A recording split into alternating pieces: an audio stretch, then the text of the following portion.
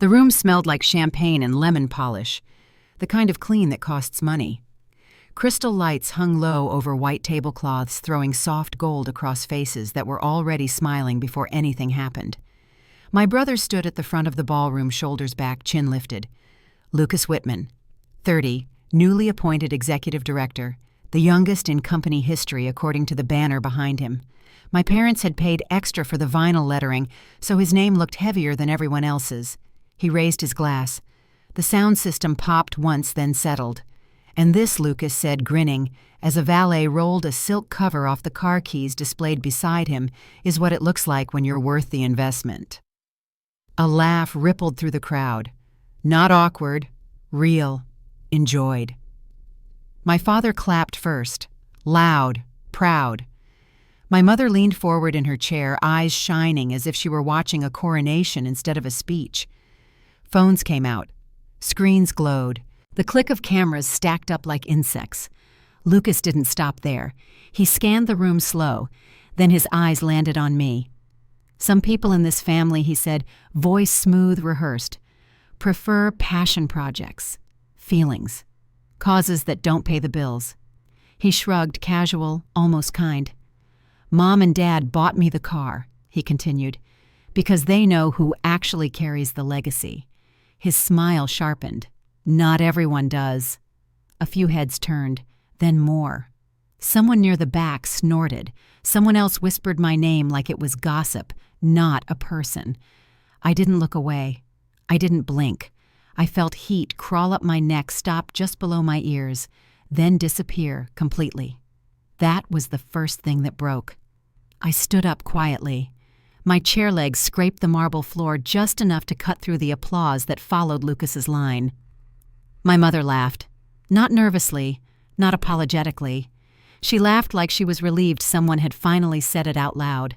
I walked toward the exit heels, steady spine straight. The sound behind me blurred into one thick noise, glasses clinking, voices overlapping, my father saying, "That's my boy." The doors closed behind me with a soft, expensive thud. The hallway outside was dimmer, cooler. The carpet swallowed sound. My hands were shaking, but not the way people expect. Not weak, tight, controlled, like something inside me was bracing for impact. Claire. A man stepped out from the shadows near the coat check. Mid-50s, gray suit, tired eyes. He looked like someone who spent his life waiting in places no one noticed. "I'm sorry," he said quickly, lowering his voice. "I didn't want to interrupt in there." He held out a thick envelope. Cream paper. My name typed, not handwritten. No return address. "Dr. Samuel Hart asked me to make sure this reached you tonight," he said. He said timing mattered. I stared at the envelope. It was heavier than it should have been. Old paper. Something firm inside. "Who are you?" I asked. "Just delivering," he replied. "But if I were you, I wouldn't open it in front of them." I took it. The second thing that broke was my breath. If you've ever been treated like an afterthought in your own family, like the quiet disappointment no one wants to acknowledge, hit like and subscribe. Not because this is entertaining, but because some stories don't end where the humiliation happens. I walked out into the parking lot alone. The night air was sharp, desert cool even in spring. My phone buzzed in my hand before I reached my car. "Lucas." I didn't answer. Another buzz. A group message this time. Family thread. "Mom, you didn't have to make a scene." "Dad, grow up, Claire. This wasn't about you." I laughed once, short, dry. It sounded wrong coming out of me. I sat in my car without starting the engine. The dashboard clock glowed 9:42 p.m. The envelope sat on the passenger seat perfectly still, like it was waiting. I didn't open it yet. I drove. An hour later, I was back at my rental house on the edge of town. No gates, no lights timed to sunset. Just a porch bulb humming faintly and the sound of a neighbor's dishwasher through thin walls. Inside, the house smelled like coffee grounds and paper. My laptop sat open on the kitchen table exactly where I'd left it that morning. The silence pressed in. I slid the envelope open with my thumb. Inside was a folded letter and a small flash drive taped to the bottom. Black, unlabeled. The letter was dated 10 years ago. The first line made my knees hit the chair behind me. Claire, if you're reading this, it means I failed to stop what they did. My grandfather's handwriting. Slanted. Careful. I hadn't seen it since the funeral, since everyone told me his death was inevitable. Age, complications, nothing to question. I didn't read the rest. Not yet. I folded it back up like it might bite me. My phone buzzed again. Mom. I answered this time. What was that about? She demanded, skipping hello. Do you have any idea how that looked? I left, I said. Yes, she snapped. Exactly. You left. Like you always do. You can't stand not being the center of attention for one night. I looked at the flash drive, at the letter, at my hands steady now. He humiliated me, I said. There was a pause. Not the kind that means thinking, the kind that means choosing. Lucas was celebrating, my mother said finally. If you felt attacked, that's on you. That was the third thing that broke. I was sitting there, I said. Quiet. He pointed at me. You're too sensitive, she replied. You always have been. And honestly, Claire, if you'd made better choices, there wouldn't be anything to point at. My father's voice cut in on speaker. Your brother didn't say anything that wasn't true. I closed my eyes. I built something, I said. On my own. And where did that get you? My mother asked, sharp now. Still renting. Still chasing ideas that don't turn into anything real. I said nothing. She sighed. A long one. Performative. You should apologize, she added. Lucas worked hard for tonight. Don't make this harder than it needs to be. I felt it then. Clean, cold, final. That's funny, I said quietly. What is she snapped? You always told me family mattered more than success, I replied. I guess you meant some family. Silence. Then her voice dropped, flat, stripped of patience. You were never meant for this family's world, Claire, and nights like this just make that obvious. The line went dead. I sat there long after the screen went dark, the house humming around me, the letter unopened on the table. That was the moment I understood something. They hadn't just chosen him, they had erased me, and they were very, very wrong about what that meant. The letter stayed on my kitchen table all night. I didn't read it, not because I was afraid, because I knew once I did there would be no going back. Some truths don't arrive gently. They kick the door in and demand space. Morning came without ceremony. New Mexico sunlight spilling through cheap blinds, dust in the air, a train horn somewhere far off. Real life, the kind my family always pretended didn't count. I poured coffee. Black. No sugar. My hands didn't shake. That surprised me. I carried the letter to the lab instead. The building sat on the edge of an industrial strip outside Albuquerque. Cinder block walls. One roll-up door that complained every time it opened. No sign out front. No logo. If you didn't know what you were looking for, you'd drive right past it. That was the point. Inside the lab smelled like ethanol and warm metal. Fluorescent lights buzzed overhead. Centrifuges hummed. A whiteboard near the sink was still covered in half-erased equations from the night before. Maya was already there, hair in a messy knot, sleeves rolled up, staring at a spreadsheet like it had personally offended her. You're early, she said without looking up. I didn't sleep, I replied. She glanced at my face then. Really looked. Family thing. I nodded once. She didn't ask more. Maya never did. That's why she was still here when everyone else burned out or moved on to jobs with better lighting and actual benefits. 10 years earlier, I'd been the kind of student professors remembered. Top of my class, full ride, research fellow before 21. I lived in the materials lab, slept under my desk during finals, ate vending machine dinners with my gloves still on. Biodegradable polymers. That was my focus. Plastics that didn't pretend to disappear. Materials that actually broke down, left nothing behind. I was proud of it. My father wasn't. I still remembered the dinner, steak gone cold, the sound of his fork hitting the plate over and over like punctuation. You're wasting your brain, he said. There's no money in saving the planet. I'm not trying to save the planet, I replied. I'm trying to stop poisoning it. He laughed. Short, mean. Listen to yourself, he scoffed. You want to make trash that disappears? Who pays for that? Governments, I said. Industries. Anyone who doesn't want lawsuits in 20 years. He leaned back in his chair, unimpressed. "When it makes money, we'll talk." My mother stayed quiet. She always did back then. Silence was her favorite shield. "You'll switch majors," my father said finally. Not a question. "No," I said. That was all it took. He cut off tuition, rent, health insurance. The credit card I'd had since high school disappeared overnight. "You'll come to your senses," he said. "They always do."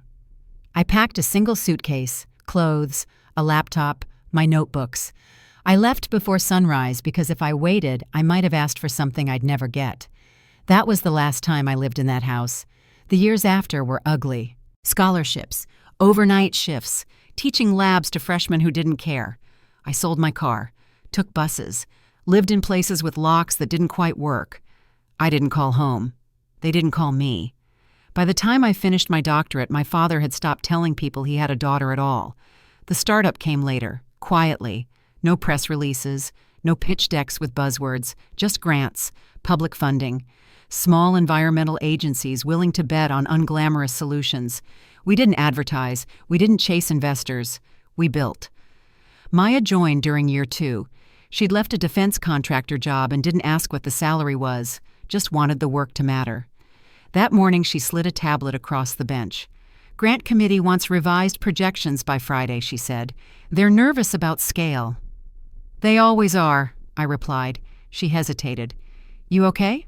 I pulled the letter from my bag. Her eyes flicked to the handwriting. "Old. Careful. Is that—" She started. "My grandfather," I said. She went still. I told her about him once. The only person in my family who ever listened. The one who let me take apart radios in his garage and didn't yell when I forgot to put them back together. He died when I was 24. Fast. Too fast. Everyone said it was age. I accepted that because I didn't know what else to do. Now I unfolded the letter. The paper crackled softly in the lab's quiet. "Claire," it began, "if you're reading this, it means I failed to protect the truth while I was still alive." My chest tightened. Not panic. Pressure. Like something heavy settling where it belonged. "Dr. Hart will give you what I could not finish. Trust him. He kept records when others asked him not to." I read the next line out loud without meaning to. His death was not as simple as the medical records claim. Maya's breath caught. "What does that mean?" she asked. "I don't know," I said. "Not yet." The letter went on, not dramatic, not angry, just precise. Dates, names, concerns he'd raised that were dismissed, requests for second opinions that never happened. At the bottom was a signature, stronger than I remembered. I folded it carefully. The flash drive felt warm in my palm. "You don't have to tell me," Maya said. "But if this is going to blow back on you—" "It already has," I replied. I thought of the ballroom, the laughter, my mother's voice on the phone sharp and final. "You think this changes anything?" Maya asked quietly. I looked around the lab, at the machines we'd built from salvaged parts, at the data pinned to the walls, at the work that survived without anyone's approval. "I think it explains everything," I said. That afternoon my phone buzzed again. A text from my father. "Your mother is upset. You embarrassed us." I stared at the screen. Then another message came in. "Unknown number. This is Dr. Samuel Hart. I'm glad the letter reached you. We need to talk. Soon." I didn't reply right away. I watched Maya adjust a valve, listened to the steady rhythm of the lab, the life we'd built in the margins. Then I typed back one word: when. Because some children are pushed out of families, others are erased, and some are removed on purpose long before anyone admits why. Dr. Hart chose a place with bad coffee and no windows, a medical office park off the interstate, beige walls, a humming soda machine that rattled every 30 seconds, the kind of place designed to make conversations feel smaller than they are. He stood when I walked in, taller than I expected, thinner. His hands shook when he reached for mine, then steadied like he was embarrassed they'd done that. "Thank you for coming," he said. "I wasn't sure you would." "I wasn't sure either," I replied. He nodded once. "Fair." We sat across from each other at a round table that had seen better decades. A legal pad sat in front of him. So did a slim recorder turned face down like it was ashamed of itself. "I want to be clear," Dr. Hart said. I didn't kill your grandfather. I know I said. That surprised him. But you didn't stop it, I added. He closed his eyes. Just for a second. Then he reached into his briefcase. I was his attending physician, he said quietly. For 3 years. He was stubborn, sharp, difficult in the best way. That tracked. My grandfather had never liked being told what he couldn't do. He developed something Dr. Hart continued. A process. A way to restructure biodegradable polymers at the molecular level so they broke down completely without leaving residue. Not in decades. In months. My pulse ticked faster. He was careful, Hart said. Paranoid even. He didn't trust companies. He trusted you. He slid a folder toward me. Inside were lab notes, handwritten, margins packed tight, diagrams that looked like my grandfather's slanted arrows, small, precise numbers, a habit of underlining conclusions twice. I knew this work. I had seen pieces of it as a student, half-finished ideas he'd never fully explained. He used to smile when I asked questions like he was waiting for me to catch up. He planned to license it independently, Hart said. Not sell, license. He didn't want it buried. Thomas found out, I said. Hart didn't hesitate. Yes. My father's name landed between us like a dropped plate. He started coming to appointments. Hart continued, asking questions that weren't medical, about timelines, decline. How long before certain capacities were lost? I clenched my jaw. He pushed for changes, Hart said. Not dramatic ones. Adjustments. Slight reductions in supportive therapies. Delays in specialist consults. All defensible on paper. Because of age, I said. Because of age, Hart repeated. He flipped the folder open to a printed email. Let's avoid aggressive intervention. Comfort over complication.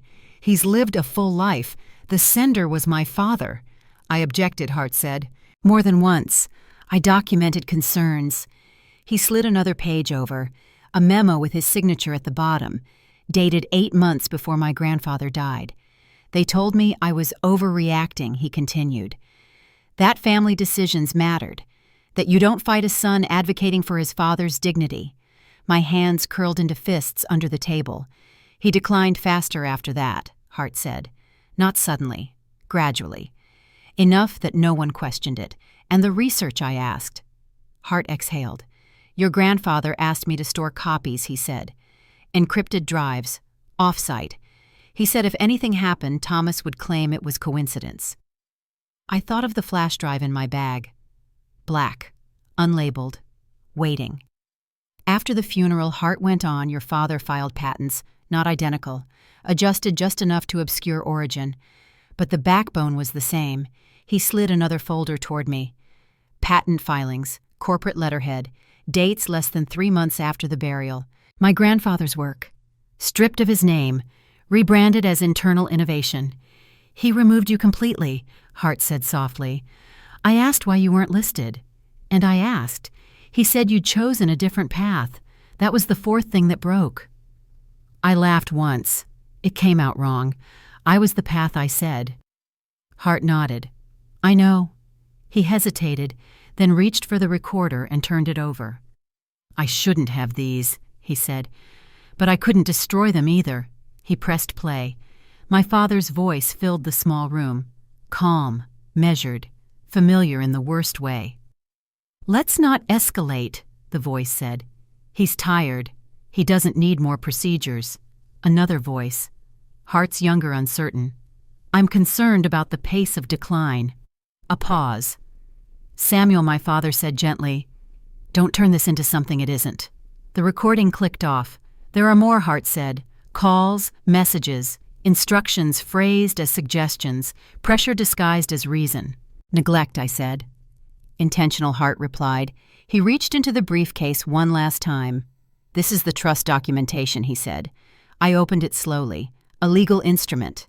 Complex, layered, names routed through entities I didn't recognize, dates that went back further than I expected. He created it before his diagnosis, Hart said, funded it gradually, royalties from early prototypes, small licensing agreements no one noticed. How much, I asked. Enough, he said. But that was never the point. I looked up. He wanted the truth preserved. Hart continued. Money was insulation, protection. He didn't trust courts to move fast enough. I closed the folder. The soda machine rattled again. The room felt smaller now, denser. "So you waited," I said, "all this time." Hart's shoulders slumped. "I waited for you," he said. "He told me to, said you'd know what to do when the time came." I thought of the ballroom, Lucas's smile, my mother's laugh. "What happens if this comes out?" I asked. Hart didn't soften it. "Criminal investigations," he said. "Civil suits, patent invalidation, public fallout. And my family," I asked. He met my eyes. "There won't be one." I stood up. My legs felt steady. My hands didn't shake. "Send me everything I said. Copies, originals, metadata." Hart nodded. "I already have." I slung my bag over my shoulder. At the door I stopped. He knew I said, "Didn't he about me?" Hart smiled just barely. "He knew you were the only one who wouldn't sell it," he said. Outside the sun was brutal, clean, unforgiving. My phone buzzed, a text from my mother. "Your father says you're being dramatic again. He wants this over." I didn't reply. I started the car. Some inherit wealth, some inherit names. I had inherited evidence, and for the first time I understood why I was pushed out so early. They weren't afraid of what I'd failed to become. They were afraid of what I already was. I didn't sue. That's what everyone expected me to do. File something quiet, behind closed doors. Let lawyers bleed it out over years, until the truth lost its teeth. That wasn't the point. Truth buried in court filings is still buried. So I didn't call a family attorney. I didn't send a demand letter. I didn't warn anyone. I built a triangle instead. Financial investigators first, the kind who follow money the way surgeons follow arteries. I gave them patent timelines, shell entities' royalty streams that didn't line up with public disclosures. They didn't react. They never do. They just asked for access. Then medical oversight, not a lawsuit and inquiry. Records, deviations, clinical discretion stacked just far enough to form a pattern. Last, Intellectual Property Counsel, independent, ruthless. They mapped my grandfather's notebooks against the company's patents and stopped talking halfway through. "You don't have a case," one of them said. "You have a reckoning." Timing mattered. Whitman Industries announced its international partnership 3 weeks later, a sustainability alliance no less, a stage dressed in green language and soft promises, a live broadcast scheduled for investors across 3 continents. They chose Macau Hall, glass walls, cameras everywhere, a room designed to reflect confidence. I asked for 1 seat, not as a plaintiff, not as a protester, as a representative of an independent research trust. They approved it without thinking. My last name still opened doors. They just never checked what walked through them. The morning of the event, the city was all steel and sun. I stood in a bathroom stall adjusting my jacket, while the sound of applause leaked through the walls in muffled waves, the click of my phone locking, unlocking, locking again. Maya texted once. "You're sure I typed back 2 words? It's time." Macau Hall was already full when I entered. Executives in dark suits, translators whispering into headsets, a low hum of money in motion. My father stood at the center of it all. Thomas Whitman. Calm, commanding, exactly where he believed he belonged. Lucas sat in the front row, posture perfect, chin lifted. Elaine beside him, hands clasped like she was praying for applause to last forever. The host finished introductions. Cameras rolled. A logo bloomed across the massive screen behind the stage. Thomas stepped forward. "Our future," he began, "is built on responsible innovation." I felt the weight of the flash drive in my pocket. "On technology developed with integrity," he continued. That's when I stood. The movement rippled. Heads turned.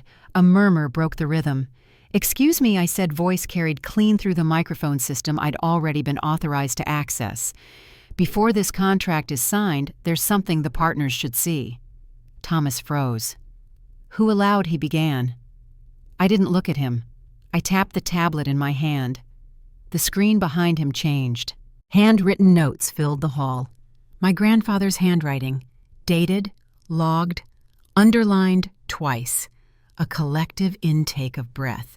"These are the original research documents," I said evenly. developed 12 years ago, independently, not by Whitman Industries. Lucas turned fully in his seat now, confusion cracking the polish. The next slide appeared. Patent filings, corporate letterhead, dates circled in red. Filed 3 months after the inventor's death, I continued, with substantial overlap. Thomas stepped back from the podium. "This is inappropriate," he snapped. "Security?" The audio cut in before he could finish. His voice, younger, calm, unmistakable. "Let's not escalate. He doesn't need aggressive intervention." A whisper tore through the room. I advanced the slide. Email chains, medical memos, language softened into suggestion, pressure masked as care, clinical decisions, I said, influenced by non-medical interests. Elaine stood up. "Stop this!" she cried. "You're twisting things!" The doors at the back of the hall opened. Dr. Hart walked in slowly. No suit, no speech, just a folder in his hands and 30 years of restraint on his face. "I was the attending physician," he said into the mic, offered by a stunned moderator. "These records are accurate." The room erupted. Thomas tried to step away from the stage. 2 men in plain clothes intercepted him gently. Badges flashed. Not dramatic. Final. Lucas didn't move. His mouth opened once, closed again, like the script had left him behind. Elaine screamed my name, not in grief, in rage. "You planned this," she shrieked. "You've always been jealous." I met her eyes across the hall. "No," I said. I was patient. The host stammered something about a pause in proceedings. Cameras didn't stop. They never do. Thomas was escorted down the steps. His hand brushed the railing the way people do when they realize gravity still applies. I didn't follow him with my eyes. I addressed the room instead. "This partnership is built on stolen work," I said, "and a death you were told not to question." Silence fell. Heavy. Absolute. One of the international partners stood up. "We are suspending the agreement," he said into his mic, effective immediately. Flashbulbs detonated. Lucas finally stood. He looked at our father being led away, then at me. For the first time in his life, there was no line prepared. Elaine collapsed back into her chair, sobbing loud enough for the microphones to catch. I powered down the tablet. The screen behind me went black. Security cleared a path, not for them, for me. As I walked out, I heard my mother scream one last thing. "You've destroyed this family." I didn't turn around. Because some families are destroyed by lies.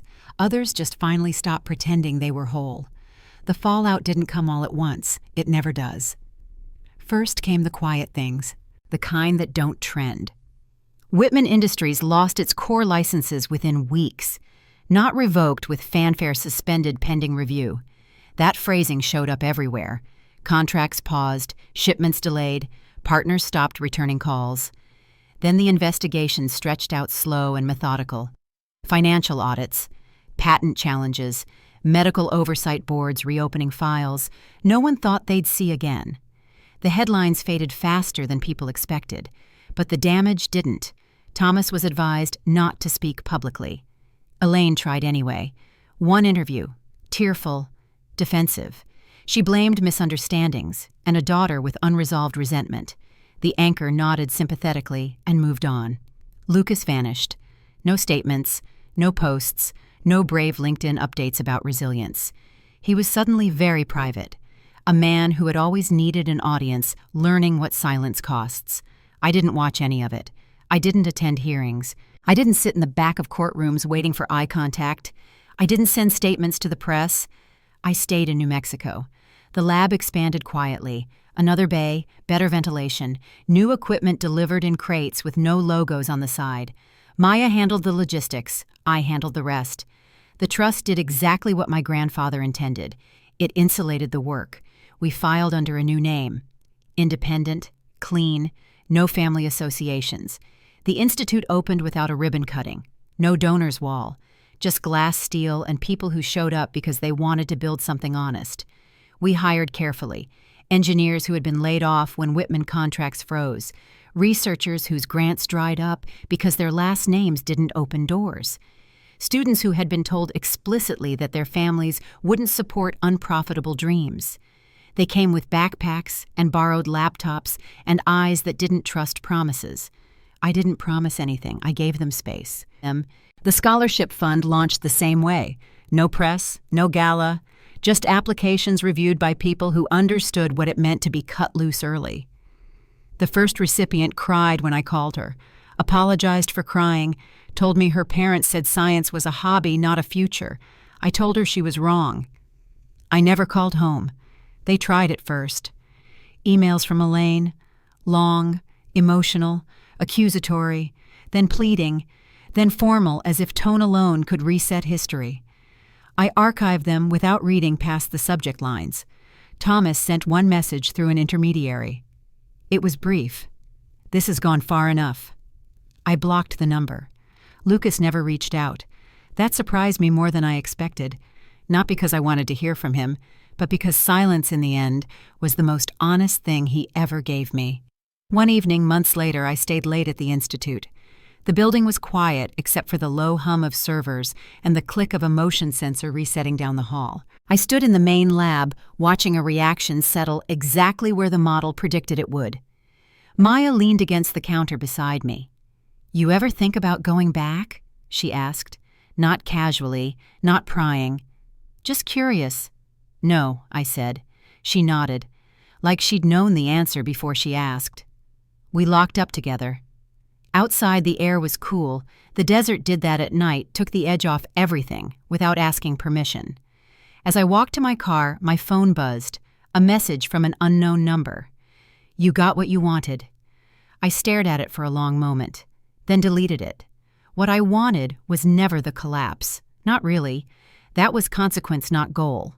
What I wanted was space to finish the work without being erased. I wanted the truth preserved somewhere. No one could rewrite it. I wanted to stop mistaking blood for loyalty. Inside the Institute, a small plaque had been installed near the entrance. No name, just a sentence etched cleanly into steel. Integrity outlives inheritance. Visitors didn't always notice it. The ones who mattered did. On the anniversary of the opening, the team gathered after hours. No speeches, pizza on lab benches, music playing too quietly from someone's phone, chosen family, people who stayed because they wanted to, not because a name required it. I watched them laugh, argue over data, tease Maya about her color-coded spreadsheets. It felt ordinary. It felt earned. Later that night, alone again, I stood by the window overlooking the empty parking lot. The reflection staring back at me didn't look lighter. It looked steadier. They thought pushing me out would leave me with nothing. They thought erasing me would erase the work. They were wrong. They thought I walked away empty-handed. But what they stole was never theirs to keep.